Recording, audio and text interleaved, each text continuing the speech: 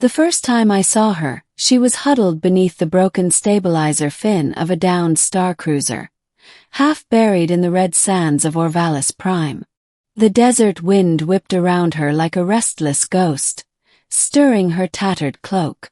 I'd thought I was alone on the salvage mission. Turns out I wasn't. I lowered my rifle cautiously. "I'm not here to hurt you."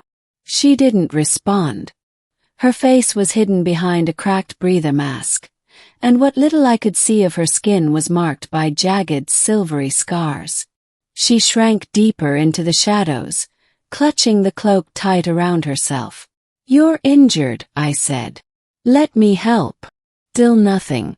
But her eyes, deep violet, almost luminous, never left mine.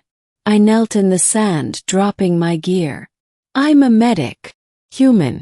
My name's Elias." Beep. Then her voice came, soft but trembling. "Don't look at me." Her hands pulled her hood lower, but the scars that ran along her arms, some old, some fresh, were already burned into my memory. "I wasn't planning to," I said gently. "But that doesn't mean I'm going to leave you here." She didn't answer again, but when I slowly reached into my satchel and held out a nutrient pack, she hesitated, and took it. Middle. Her name was Shulvara, and she was the only survivor of a slave transport that had crash-landed a week prior. The ship had belonged to the Arwilkar Syndicate. Slavers, traffickers, monsters. She'd been their merchandise, until the ship's reactor blew mid-orbit. The rest of the crew died instantly. They didn't. Fate or misfortune left her breathing. Her injuries were extensive. Radiation burns, lacerations, fractured bones. She flinched every time I touched her. First I thought it was pain.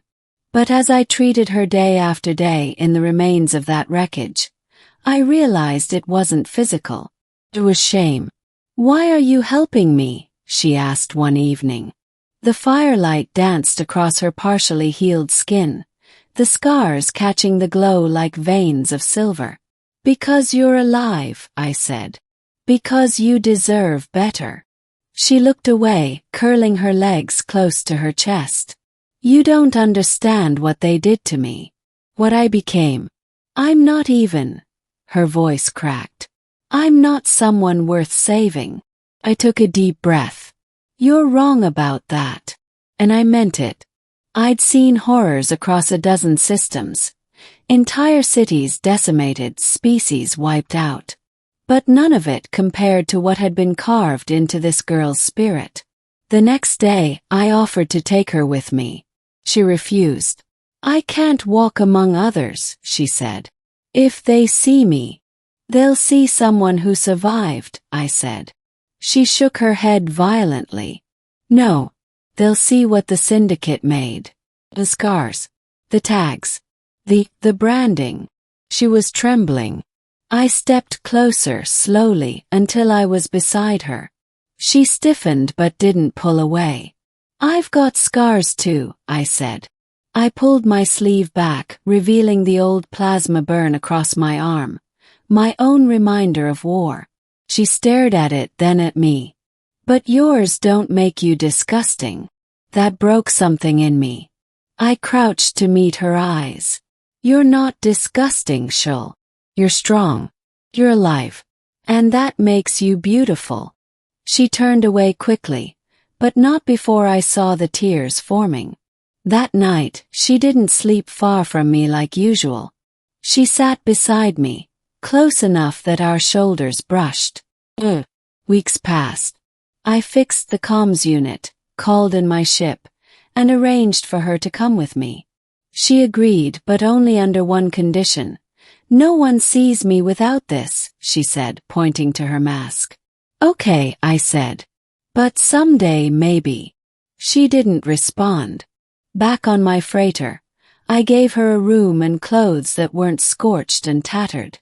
She still avoided mirrors, still flinched when anyone got too close. But with me she started to open up. She'd hum alien songs softly when she thought I wasn't listening. She'd ask about Earth, about coffee and oceans and animals that weren't trying to kill you. One night, as we drifted in orbit over a terraforming station, she asked, "Why do you sit so close to me?" And blinked. "Because I want to. But I'm broken," she said. "Scarred. Ugly." I leaned in and whispered, "Then I guess I must like broken things." She actually smiled at that. Ending. It happened on the observation deck.